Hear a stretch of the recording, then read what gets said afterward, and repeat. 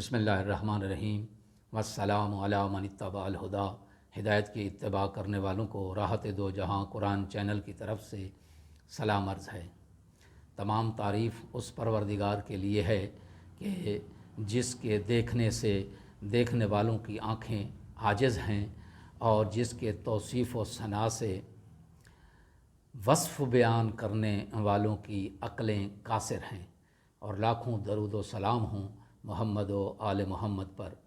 صاحبان ایمان، قارئین، سامعین محترم، آج کا جو ہمارا سبق ہے وہ ہے سورہ بقرہ کی آیت نمبر 45 اور 46۔ ابتدا کرتے ہیں رب جلیل کے نام سے۔ بسم اللہ الرحمن الرحیم۔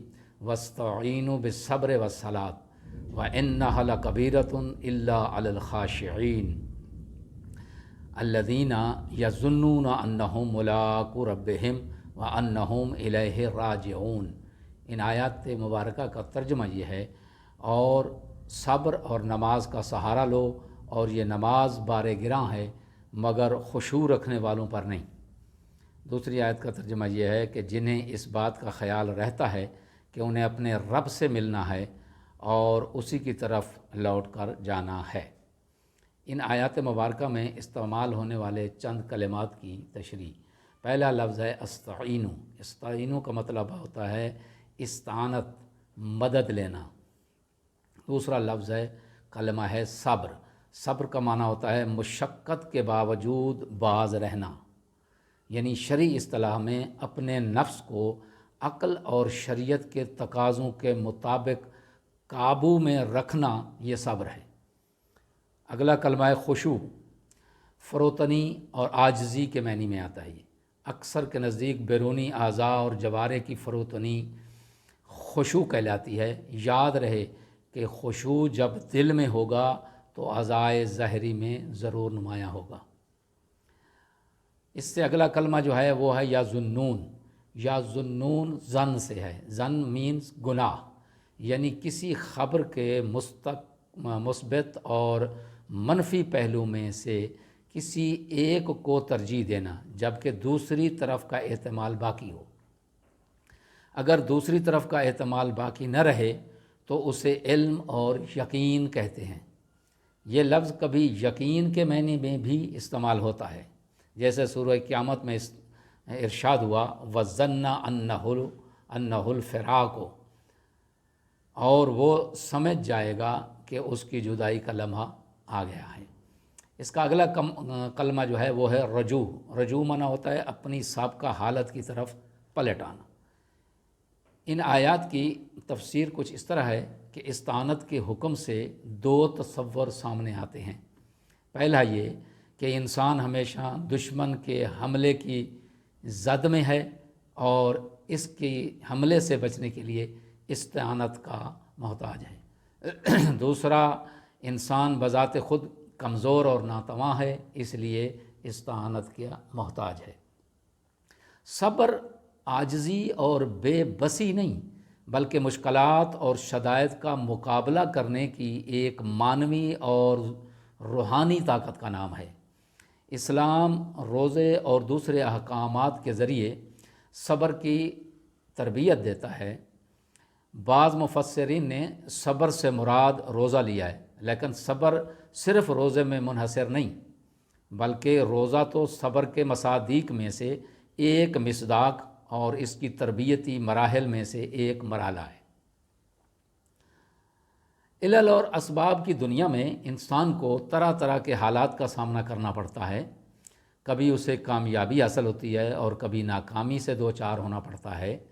چنانچہ وہ فطری طور پر کامیابی کے وقت خوش اور ناکامی کی صورت میں غمگین ہوتا ہے، لیکن اگر انسان مضبوط شخصیت کا مالک ہو تو وہ خوشی کی حالت میں آپے سے بہر نہیں ہوتا اور ناکامی کی حالت میں بدحواس نہیں ہوتا۔ قرآن اس قسم کی مضبوط اور آہنی شخصیت کی اس طرح مدح سرائی کرتا ہے۔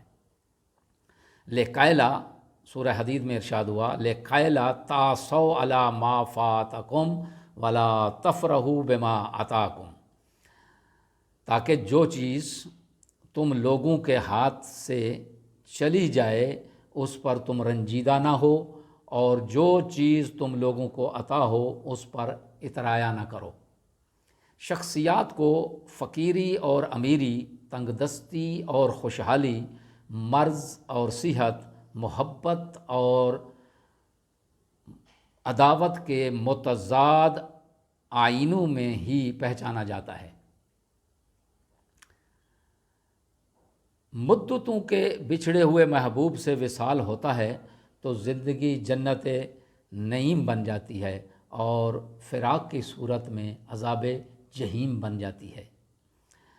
چنانچہ سورہ معارج میں ارشاد ہوا، ان الانسان خلق ہلوعا اذا مسہ الشر جزوعا واذا مسہ الخیر منوعا الا المصلین الذین هم علی صلاتهم داعمون۔ ترجمہ اس کا یہ ہے کہ انسان یقیناً کم حوصلہ خلق ہوا ہے، جب اسے کوئی تکلیف پہنچتی ہے تو گھبرا اٹھتا ہے، اور جب اسے آسائش حاصل ہوتی ہے تو بخل کرنے لگتا ہے، سوائے نماز گزاروں کے جو اپنی نمازوں کی ہمیشہ پابندی کرتے ہیں۔ اس سے معلوم ہوتا ہے کہ گردش روزگار نمازی کی مضبوط اور آہنی شخصیت پر اثر انداز نہیں ہو سکتی۔ نماز انسان کو لامحدود طاقت سے وابستہ کر دیتی ہے، جو تمام طاقتوں کی سرچشمہ ہے۔ انسان نمازی بن جانے کے بعد چٹان کی طرح مضبوط اور سمندر کی طرح بے قرار ہو جاتا ہے۔ خدا اپنے حبیب صلی اللہ علیہ وآلہ وسلم کو نماز ہی کے ذریعے آنے والے مصائب و مشکلات کا مقابلہ کرنے کے لیے آمادہ کرتا ہے۔ ارشاد ہو رہا ہے سورہ مزمل میں، یا ایھا المزمل قم اللیل الا قلیلا نصفہ او انقص منہ قلیلا او زد علیہ ورتل القرآن ترتیلا انا سنلقی علیک قولا ثقیلا۔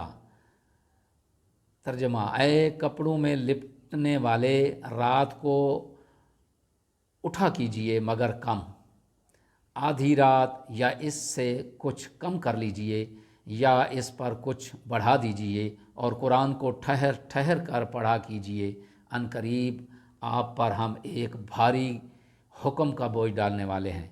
رات کی نمازوں اور تلاوت قرآن کے ذریعے رسالت مآب صلی اللہ علیہ وآلہ وسلم کے بار گراں کو اٹھانے کی تیاری کا حکم ہے۔